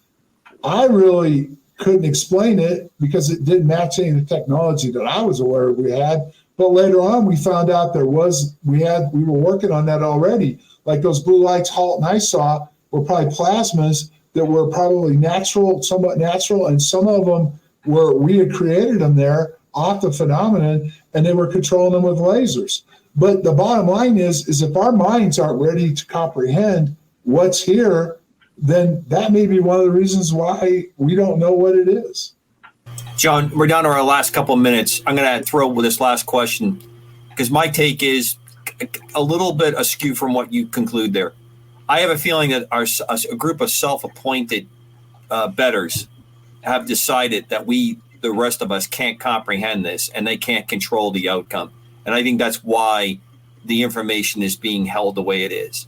I think between those two stances, we probably have where we're stuck, because there are some folks that think they have a handle on this, and the rest of us aren't going to be allowed to make our own decision on it for our own benefit or theirs or some combination of both. Okay, down to our last minute. John, absolutely, from the bottom, always great to talk with you. Thank you very much. It's been an honor to spend some time with you. I'll let the guys go around the horn, and you have to come back. We just have to do this again on a live show because people just were going to want to talk to you, after this next business goes on Capitol Hill. Okay, fair enough. Chris. Well, I just want to thank John for setting the record straight. I've always wanted to know what the real deal with Rendlesham was. There was a lot of stuff put out in, articles that I've read. And, it's always great going to the guy who was there and clearing up the record. I thank you for that, John. It was great. Thank you. Padre, real quick, Don. John, thank you very much. It's been a delight to get to know you a little bit, and I hope that we have opportunity to talk again in the future. Thank you. Yeah, it's been quite a while, John, since you and I crossed paths, but it was great seeing you today. And keep fighting the fight, brother. Oh, well, thanks, but I'd really like to get out of this fight because I don't really think it's ever going to go anywhere that's going to benefit most people. So, well, God bless you, John. God's peace surpasses all knowledge and understanding. And be safe, Cobra, in your next endeavor. It's going to get ugly over there soon. You bet. Thanks. I'll be talking to you.